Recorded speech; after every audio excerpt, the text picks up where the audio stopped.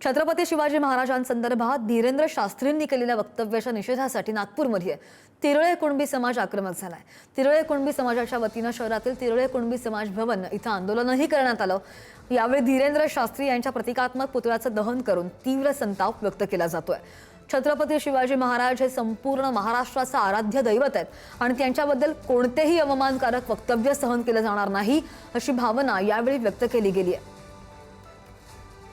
ज्याचा कायदा सुव्यवस्था बिघडण्यासंबंधाने जे कर्तव्य करतोय त्याकरता त्याच्यावर गुन्हा नोंदवून त्याला अटक करावी आणि त्याला ही समज द्यावी आणि राज्यापासून त्याला हद्दपार करावं हे सुद्धा सांगण्याचं काम आपल्या माध्यमातून मी पत्रकारांच्या माध्यमातून शासनाकडे करतोय।